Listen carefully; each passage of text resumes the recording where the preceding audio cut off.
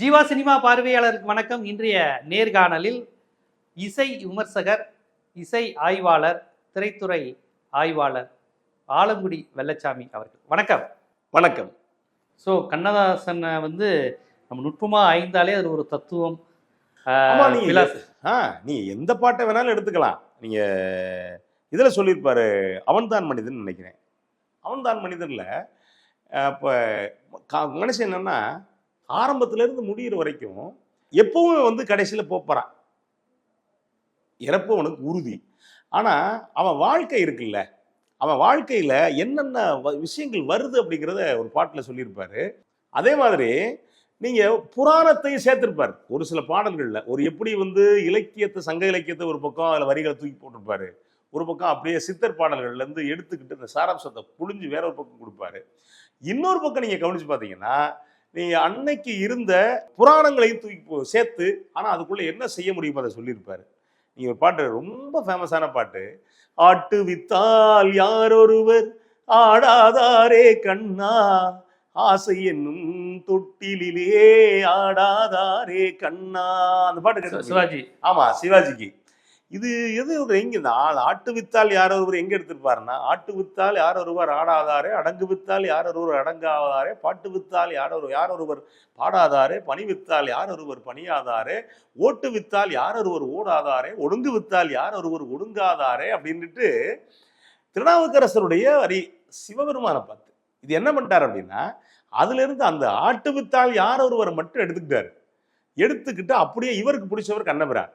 கண்ணபிரானுக்கு அதுக்குள்ள அங்கே போட்டிருப்பாரு, பாஞ்சாலி உன்னிடத்தில் கீதை கேட்டால், அந்த பாஞ்சாலி உன்னிடத்தில் சேலை கேட்டால், அந்த பார்த்தனவன் உன்னிடத்தில் கீதை கேட்டால், நான் இருக்கும் நிலையில் என்று என்ன கேட்பேன். இதுவரைக்கும் எழுதிடலாம், ஒரு கவிஞனால எழுதிட முடியும், எல்லா கவிஞரும் எழுதிட முடியும். அடுத்த வரி, என்றும் நன்மை செய்து துன்பம் வாங்கும் உள்ளம் கேட்பேன். எங்க கண்ணதாசன் நிற்கிறார் அப்படின்னா, என்றும் நன்மை செய்து துன்பம் வாங்கும். நன்மை செய்து துன்பம் வேணாம், சும்மா கூட போலாம்ல, துன்பத்தை கூட கேட்கிறாரு. நன்மை செய்து துன்பம் வாங்கும் உள்ளம் கேட்பேங்கிறது எங்க கிட்டத்தட்ட கர்ணன் கேரக்டர். ஆமா, இது ஆழ்ந்த கர்ணன் கேரக்டர் கூட இல்ல, இது குந்தி புராணத்துல, மகாபாரதத்துல குந்தி கேட்கிறா கண்ணன்ட்ட ஒவ்வொருத்தரும் ஒன்னொன்னு கேட்கிறாங்க. குந்தி மட்டும்தான் கேட்கிறான், எனக்கு துன்பத்தை கொடுக்கண்ணா அப்படின்னு கேட்கிறான். அப்போ இவன் கேட்கிறான், கண்ணன் கேட்கிறான், ஏத்த ஆளாளுக்கு ஏதோ கேட்கறாங்க, இப்படி யாராவது கடவுள்கிட்ட கேட்பாங்களா? எனக்கு புள்ள குட்டியை கொடு, வீடு கொடு, பங்களா கொடு, கார் கொடுன்னு கேட்பாங்க, என்னத்த நீ போயிட்டு துன்பத்தை கொடுன்னு கேட்குறான்னு கேட்பா. அவன் என்ன சொல்றா, குந்தி என்ன சொல்றா, கண்ணா எனக்கு துன்பம் வந்தா தான் நான் உன்னை நினைக்கலாம், உன்னைய நான் நினைச்சுக்கிட்டே இருக்கணும், அதுக்காக எனக்கு துன்பத்தை கொடு அப்படிங்கிற. இது ஒரு வகையான ஆழ்ந்த பக்தி, ஒரு ஆழ்ந்த ஆன்மீகம்னு வச்சுங்களேன். நீங்க பக்தியுடைய உண்மையான கூறு ஆன்மீகம். அப்ப இதுக்குள்ளதான் இந்த இன்று நன்மை செய்து துன்பம் வாங்கும் உள்ளம் கேட்பேன் அப்படின்னு அதுக்குள்ள போயிருப்பார். நீங்க இந்த மாதிரி பாடல்கள் எடுத்துக்கிட்டீங்க அப்படின்னா, நீங்க அசாத்தியமா இது கழிவிறக்கத்துக்கான பாடலா இருக்கும், ஆனா உள்ளுக்குள்ள அவ்வளவு தத்துவங்களை தொக்கி வச்சுக்கிட்டு இருக்கக்கூடிய பாடல்களா இருக்கும். அதே மாதிரி நீங்க எந்த பாட்டை எடுத்தீங்க, பக்தியிலே எடுத்துக்கங்களேன். நீங்க பக்தி பாடல் சொல்லுவாங்க, நீங்க தனித்திரட்டிலேயே புல்லாங்குழல் கொடுத்த மூங்கில்களே பாட்டு இன்னமும் நீங்க முதல் தன்னுடைய அந்த பாட்டு வந்த பிறகு மெல்லிசை மன்னர் எம்.எஸ். விஸ்வநாதனுடைய கச்சேரியில முதல் பாட்டா இந்த பாட்டை தான் சொல்லுவாங்க.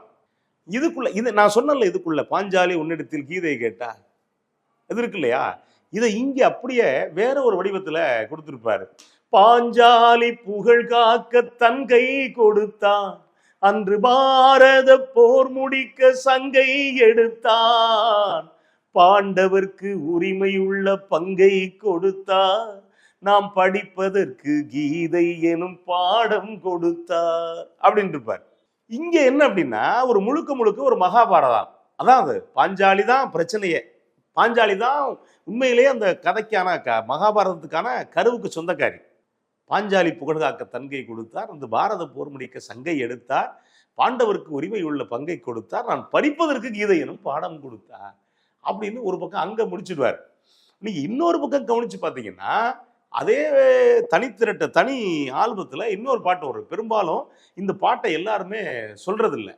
எந்த பாட்டுன்னா, ஆயர் பாடி மாளிகையில் தாய்மடியில் கன்றினை போல் மாய கண்ணன் தூங்குகின்றான் தாலேலு, அவன் வாய் நிறைய மண்ணை உண்டு மண்டலத்தை காட்டியபின் ஓய்வெடுத்து தூங்குகின்றான் ஆராரோ ஓய்வெடுத்து தூங்குகின்றாரோ. அந்த தனிப்பாட்டு திரட்டுக்குள்ளேயே ரொம்ப அற்புதமான ஒரு மெலடியான பாட்டு எஸ்பி பாலசுப்ரமணியம் பாடியிருப்பார் அந்த பாட்டை. இந்த பாட்டுக்குள்ள கவனிச்சு பார்த்தீங்கன்னா நம்ம நிறையா இது யோசிக்க வேண்டியிருக்கு. அவன் வாய் நிறைய மண்ணை உண்டு மண்டலத்தை காட்டியவன் ஓய்வெடுத்து தூங்குகிறான்றாங்க. ஆனா இன்னைக்கு இருக்கக்கூடிய சூழல நம்ம என்ன யோசிக்க வேண்டியிருக்குன்னா, இதோட மண்ணை மலையை திங்கிறான் பாத்தீங்களா, அவனை பொருத்தி பார்க்க வேண்டியிருக்கு. மலை முழுங்கி மகா மலை முழுங்கி ஏன்னா இன்னைக்கு மலையை முழுங்கிட்டு இருக்காங்க. ஆமா, என்னன்னா கடவுள் கண்ணன் வாய் திறந்தாரு மண்ணு தெரிஞ்சிச்சு அப்படிம்பாங்க. இவங்க வாயை திறந்தாலும் மண்ணு தெரியுது. கடவுள் கண்ணன் வாய் திறந்தா மண்ணு தெரிஞ்சு அப்படின்னா அது மனிதர் வாழ்றதுக்கானது. இவங்க வாய் திறந்தாங்க மண்ணு தெரிஞ்சுன்னா செரிச்சுட்டாங்கன்னு அர்த்தம். நீங்க இதுக்குள்ள அவ்வளவு விஷயங்கள். நாங்களும் கண்ணன் தாங்கிறாங்க அவங்க. யாரு கொஞ்சம் சொல்ல முடியுமாங்க? அப்படி இன்னொரு ஊமை நீங்க பேசின கான்டெக்ட்ல இருந்து இன்னொரு பக்கம், கடவுள் தூங்குறத அவர் நம்பிக்கையின்படி கடவுள் தூங்குறத ஒரு கண்ணுக்குட்டியோட ஒப்பிடுகிறார். இந்த இடத்துல ஊமை கண்ணுக்குட்டி தான் உயர்வான இடத்துல இருக்கு. ஆமா, அந்த மடுவுல பாலை குடிச்சு அது மயங்கி தூங்குறத கண்ணனுடன் ஒப்பிடுகிறாரு அவரு. கண்ணன் தூங்குறப்ப பாரு அந்த கண்ணுக்குட்டி மாதிரி தூங்குறா, இந்த இடத்துல உயர்வு வந்து கண்ணுக்குட்டி. ஆமாங்க, அது ஒரு விஷயம் இருக்கு பாருங்க. நீங்க அசாத்தியமா எந்த இடத்துல பாருங்க. அது கண்ணதாசன் அதாங்க. ஒரு சில பாடல்கள் இருக்கு இல்லையா, நீங்க செந்தாழம் பூவில் வந்தாடும் தென்றல் நான் பல இடத்துல சொல்லியிருக்கேன் இந்த பாட்டு. நீங்க ஆரம்பத்துல பாத்தீங்கன்னா இது முழுக்க முழுக்க ஒரு காட்சி விரிகிறதுக்கான பாட்டு. ரொம்ப இயற்கையோட கண்ணிய. ஆமாமா, அழகு மிகுந்த ராஜகுமாரி மேகமாக போகிறாள், ஜரிகை நெளியும் சேலை கொண்டு மலையை மூட பார்க்கிறாள். அடுத்த வரி போட்டிருப்பாரு, பள்ளம் சிலர் உள்ளம் என ஏன் படைத்தான் ஆண்டவன், பட்டம் தர தேடுகின்றேன் எங்கே அந்த நாயகன், காடுகள் மலைகள் தேவன் கலைகள் செந்தாழம் பூவில். எனக்கு என்ன ஆச்சரியம்னா, நீங்க ஒரு சில வரிகள் அந்த மனுஷன் எப்படியா போடுறாருன்னு நம்ம யோசிச்சுட்டே இருப்போம். இதுல நீங்க இது எழுதிடலாமுங்க, அழகு மிகுந்த ராஜகுமாரி மேகமாக போகிறார் அப்படிங்கிற. அதுக்கு இன்னொரு அர்த்தம் இருக்கு. நீங்க வாழ்க்கையில அழகுனா சிவப்பு சிவப்புன்னு சொல்றாங்க தெரியுமா, சிவப்பு தாண்டா அழகுன்றாங்கல்ல. இது கொடுத்த சமட்டி அடி. அப்பவே மேகம் எந்த ஊர்ல சிவப்பா இருக்கா? கருப்பா தானே இருக்கும். கதாநாயகம் கருப்பு இல்ல படத்துல. ஆமா, அதான் அதனால ஒரே வரி அழகு மிகுந்த ராஜகுமாரி மேகமாக போகிறாள். அது இருக்கட்டும். இதுக்குள்ள எனக்கு நான் ஆச்சரியப்பட்ட வரி ஒண்ணும் இல்லை. இப்போ ஒரு பட்டம் யாருக்கு யார் கொடுப்பா? ஒரு பல்கலைக்கழகம் தான் ஒரு சாமானியனுக்கு கொடுக்கும். அப்ப பெருசு எது? பல்கலைக்கழகம் தானே பெருசு. சாமானியன் சாதாரண ஆள் தான். ஒரு டாக்டர் பட்டம் பல்கலைக்கழகம் தான் கொடுக்குது. இவர் என்ன சொல்றாரு, பட்டம் தர தேடுகின்றேன் எங்கே அந்த நாயகன். யாருக்கு? கடவுளுக்கு. இந்த இடத்துல யாரு?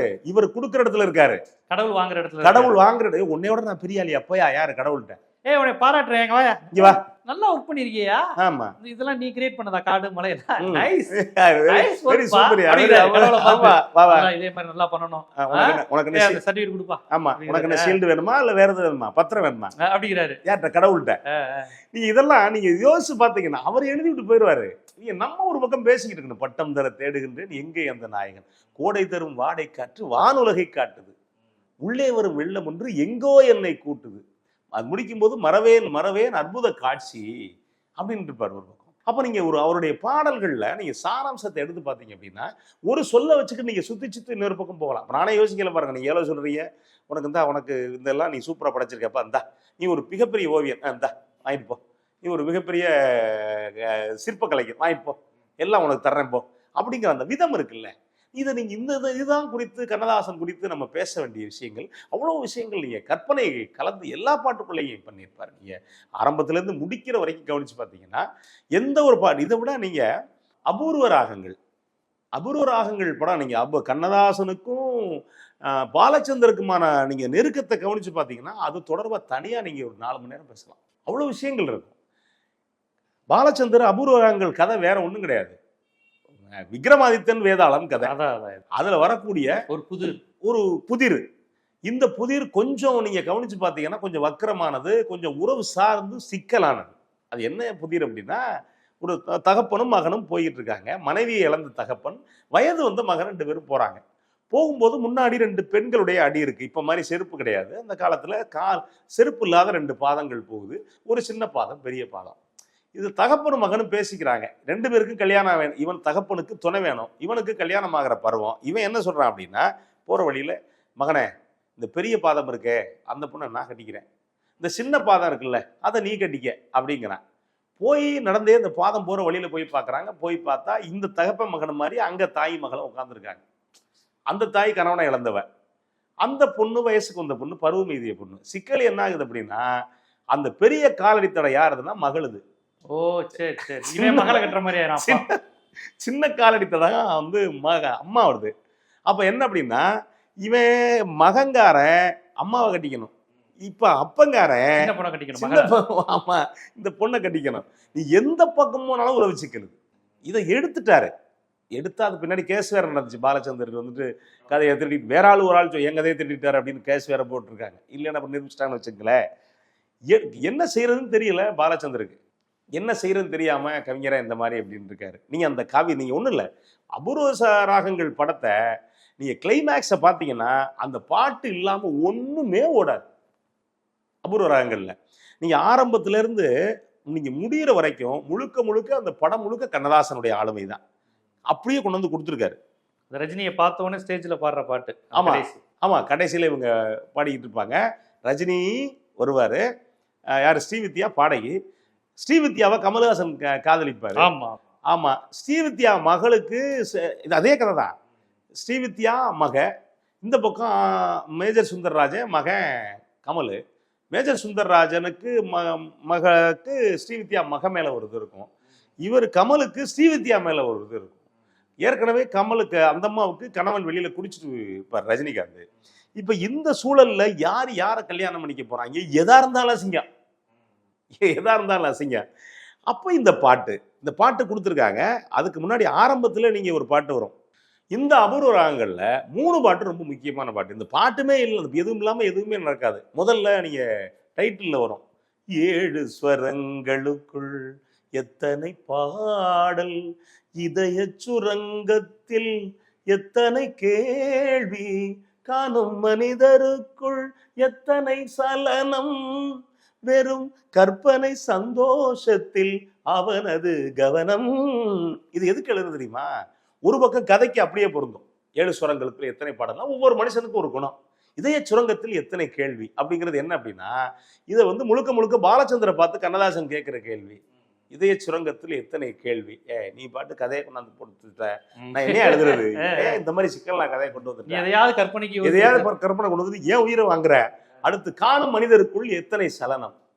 அடுத்து இவ்வளவு கதைகள், இவ்வளவு பிரச்சனையாடா, இவ்வளவு பேருக்கு நான் இதை எழுதணுமா. அடுத்து வெறும் கற்பனை சந்தோஷத்தில் அவனது கவனம் அப்படின்னா, நீ பாட்டு கதையை கொண்டு வந்துட்ட, நீ முடிக்கணும்னு நினைக்கிற, இது எப்படி முடிக்கிறது இது. அதே மாதிரி நீங்க அதுல வரக்கூடிய அதிசய ராகம் இருக்கு இல்லையா, அதிசய ராகம், ஆனந்த ராகம், இந்த கதையே ஒரு அபூர்வமான கதை தான். கொஞ்சம் அசந்தா பாலச்சந்திரன் 50 பேர் திட்டுவாங்க, என்னையா கதை எடுத்து வச்சிருக்காரு இந்த அப்படின்ட்டு. நான் கத்தி மேல நடக்கிற கதை எனக்கு தெரிஞ்சு பாலச்சந்திர தவிர வேற யாரு பண்ணியிருந்தாலும் அது அவுட் ஆயிரும். அவ்வளவு சிக்கலான கதை. அப்ப அதுக்குள்ள என்னன்னா, இந்த ராகமே மகதி அப்படிங்கிற ராகம். இந்த ராகத்தை வந்து புதுசா பண்ணணும் அப்படிங்கிறதுக்காக டாக்டர் பாலமுரளி கிருஷ்ணா கிட்ட யதார்த்தமா எம்எஸ்வி கேட்க, மகதின்னு நான் ஒரு ராகம் கண்டுபிடிச்சிருக்கேன், நீங்க வேணா அதை பயன்படுத்திக்கங்க அப்படின்னு சொல்ல இந்த மகதி ராகத்தை பயன்படுத்துறாரு இவர். அதே மாதிரி இந்த முடிக்கிறது, அந்த கிளைமாக்ஸ் தான் ரொம்ப ரொம்ப முக்கியமானது. இந்த கிளைமேக்ஸில் அதான் சொல்லணும், இவ்வளோ பேர் உட்காந்துருக்காங்க, இது எல்லாருக்கும் பாட்டில் தான் விடை சொல்லணும். இதில் நீங்கள் தனியாக போயிட்டு இந்த நீ இங்கே போ, நீ இங்கே போ, வேண்டாம் நீ இந்த பக்கம் போ அப்படின்னு எதுவுமே சொல்ல முடியாது. சொன்னால் விளங்குமா? நாடகத்தில் வேணால் சொல்லலாம், ஆனால் பாட்டில் சொல்ல முடியாது. இப்போ இது படத்தில் சொல்ல முடியாது காட்சி வழியா. அப்போ என்ன சொல்கிறார் அப்படின்னா, பாட்டு நீங்கள் ஒவ்வொரு பாட்டுக்கும் ஒரு காட்சி வச்சுருப்பார். கேள்வியின் நாயகனே இந்த கேள்விக்கு பொருளே ஐயா. யார்கிட்ட கேட்குறாரு? கமல்கிட்ட கேட்குறாங்க முதல் கேள்வி. இல்லாத மேடைதனில் எழுதாத நாடகத்தை எல்லோரும் படிக்கின்றோம், நாமே எல்லோரும் கேட்கின்றோம் அப்படின்னு சொல்லிட்டு, அப்படியே பக்கத்துல இந்த பக்கம் அவர் உட்காந்து மேஜர் சுந்தரராஜா உட்காந்துருப்பார், அந்த பக்கம் கமல் உட்காந்துருப்பாரு. உட்கார்ந்துருக்கையில இந்த 2 பேருக்கும் கனெக்ஷன்ல ஒரு வரி போட்டிருப்பாரு. என்ன அப்படின்னா, தகப்பன் மகனுக்கு முருகன் இருக்கு இல்லையா, முருகன் உங்க அப்பா வந்துட்டாருப்பா, நீ உங்க அப்பா கூட கிளம்பு அப்படின்னு ஒரு பக்கம் இவருக்கும் அவருக்கும் நீ போ கிளம்பிட்டு இருப்பாரு. அடுத்து வீட்டுக்காரன் வந்துட்டான், இவன் யாருன்னா உருப்படாதவன். ஆனா எங்க கொண்டு போய் வச்சிருப்பாருன்னா, தலைவன் திருச்சானூர் வந்து விட்டான் மங்கை தரும தரிசனத்தை தேடி நின்றான். எம்எஸ் வேதில் இடம் வச்சிருப்பாரு, தேடி நின்றான். ஏன் அவ்வளவு அலைய விட்டுருப்பார் அப்படின்னா, குடிகார கணவன் சேராதவன். ஆக்சுவலா வந்து ரஜினிகாந்த் ஸ்ரீவித்யாவை வந்து சேர்றதுக்கு வருவார். தலைவன் திருச்சானூர் வந்து விட்டான் அப்படின்னா, திருச்சானூர்ல அலமேலு மங்கையை பாக்குறதுக்கு ஏழுமலையான்னு ஒரு தடவை வந்துட்டு போவார். ஓகே ஓகே ஓகே வந்துட்டு போவாரு. அதை கொண்டு வந்துட்டு அங்க வச்சிருப்பாரு. இப்படி அந்த பாட்டுக்குள்ள ஒவ்வொருத்தருக்கும், அதான் சொன்ன முதல்ல முருகனுக்கு பழனி மலையில் வளர் வேல் முருகா சிவன் பல்லாண்டு ஏங்கி விட்டான் வா முருகா, பிடிவாதம் தன்னை விடு பெருமுருகா, பிரியமுடன் பக்க திருமுருகா அப்படின்னு இருப்பாரு. நீங்க இந்த பக்கம் கவனிச்சாலும் நீங்க கோவிச்சுக்கிட்டு முருகப்பெருமான் போயிட்டார்ல சிவபெருமான், நீங்க அங்க போட்டாலும் ஒத்துக்குவோம், இங்க கதைக்கு ஒத்தாலும் ஒத்துக்குவோம்.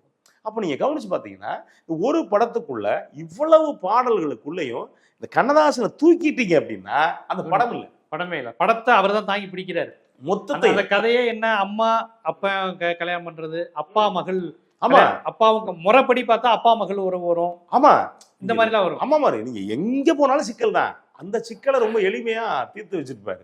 அதே மாதிரி நீங்க சரஸ்வதி சபதம் படத்துல எடுத்துக்கிட்டீங்கன்னா நீங்க பார்க்கையில சாதாரணமா தெரியுங்க ஒரு பாட்டு, ஆனா உள்ளுக்குள்ள கவனிச்சு பார்த்தீங்கன்னா ஒவ்வொரு பாட்டுக்குள்ளேயும் நீங்க ரொம்ப எளிமையா தத்துவங்களை யதார்த்தமா சொல்லியிருப்பாரு. நீங்க கடவுளை எப்படி கும்பிடுறது அப்படிங்கிற ஒரு கணக்கு இருக்குல்ல, பல பேர் பல விதமா கும்பிடுவான். பல பேர் நான் பல இடங்களில் சொல்றது உண்டு, பல பேர் கோயில் உண்டியல்ல தான் போய் சில்லற காசு வந்து உடப்பட்ட காசு எல்லாம் கொண்டே போடுவாங்க. ஒரு சில பேர் மொய்யில தான் கிழிஞ்ச நோட்டை மொய் எழுதிட்டு வருவான் அவசரத்துல, பார்த்துருக்கீங்களா? அதே மாதிரி கோயில்ல எப்படி ஒரு சில பேர் இந்த கல்யாண வீட்டுக்கு போறது மாதிரி பல பெண்கள் ஒரு 50 நகை அள்ளி போட்டுட்டு போவாங்க. அவன் கோயில்ல பெரிய கோயில்ல விளம்பரப்படுத்துவாங்க, திருடர்கள் ஜாக்கிரதை, திருடர்கள் ஜாக்கிரதை அப்படின்னு. யாரடா சொல்றீங்கன்னு தெரியாது, ஓடி எழுதுறவடா சொல்றியா, வர்றவட சொல்றியா, இல்ல உள்ள மனைவிகளை சொல்றியா, யார சொல்றான்னு தெரியாது. அப்ப நீங்க அப்ப கடவுளை கும்பிடுறதுக்கான வழி என்ன அப்படின்னா, வழி சொல்லியிருப்பாரு, ஆடை அணிகளன் ஆடம்பரங்கள் ஆண்டவன் விரும்புவதில்லை. கடவுள் நீ 100 பவுன் நகை போட்டிருக்க, நீ பட்டு பீதாம்பரம் கட்டிருக்க, விரும்புவாரா? இல்ல. அது எதிர் வழிபாடு அப்படின்னா அங்க ஒரு கண்ணும் இங்க ஒரு கண்ணும் ஆலய வழிபாடு இல்லை. இதுல கவனம் வச்சுக்கிட்டு அதுல கவனம் வச்சுக்கிட்டு, ஆமா அங்க ஒரு கண்ணும் இங்க ஒரு செப்பல் சொல்லுவாயில, செப்பல் இருக்கா? ஆமா, செருப்பே எவ்வளவு தேடினவங்க நகை எவ்வளவு தேடுறான். அடுத்து இசையில் கலையில் மழலை மொழியில் இறைவன் இருப்பதுண்டு. எங்க போயிட்டு கடைசியில சித்தர் பரப்புக்கு வர்றார், இசையில் கலையில் மழலை மொழியில் இறைவன் இருப்பதுண்டு, இதுதான் தெய்வம் என்பதை அறிந்தால் ஏற்கும் உனது தொண்டு அப்படின்னு இருப்பார்.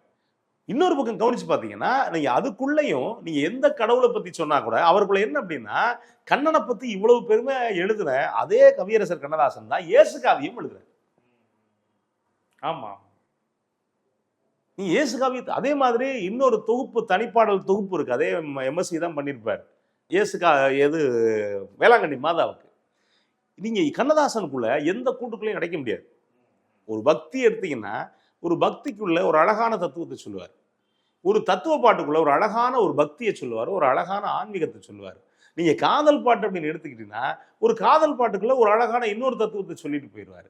இப்படி ஒரு பரந்துபட்ட சிந்தனையோட நீங்க அவருக்கு எப்போ என்ன மூடு வருதோ அந்த மூடுக்கு அழகா எழுதிட்டு போயிடுவார். நம்ம இவ்வளவுக்கு பெரிய அளவுக்கு இது தொடர்பா பேசிக்கிட்டே இருக்கணும். உண்மையிலே கண்ணதாசன் அப்படி எடுத்துக்கிட்டா அவருடைய இதுல வந்து ஆன்மீகம், புரட்சி, தத்துவம், காதல், காமம், பிலாசபின்னு எல்லாற்றுக்கும் அதில் ஆழமறி சென்று வந்துடும். போற போக்கில் பக்தி, ஆண்டவா அரோகரா இயேசு அப்படின்னு போறவர் கிடையாது. நுட்பமா போய் அந்த ஆன்மீகத்துக்குள்ளேயே ஒரு முடிச்ச போட்டு இதுதான் கடவுளா, கோவிலுக்கு வர்ற பக்தி எல்லாம் சரி, நகை போட்டு வர அது சொல்லி எல்லாத்துக்குள்ளேயும் ஒரு கான்ட்ரவர்சி உள்ள போய் அதுக்கான தீர்வை கண்டவர் வந்து கண்ணதாசன் அப்படிங்கிற விஷயத்த நம்ம எடுத்துக்கணும். ஏன்னா கண்ணதாசன் என்றால் வெறுமனே ஒரு பாடகர் அப்படிங்கிற ஒரு விஷயத்துல முடிப்பவர் கிடையாது. ஒரு மாதிரி எல்லா விஷயத்துக்குள்ளேயும் டிராவல் பண்ணவர் அப்படிங்கிறது அவருடைய வரிகள், அவர் எழுதிய சூழல், பாடல்கள், அமைந்த படங்கள், அந்த கதையை தாங்கி நின்னது போன்ற பல்வேறு பரிணாமங்களை கண்ணதாசன் குறித்து வெளிக்கொண்டு வந்தீங்க. நன்றி. மகிழ்ச்சி.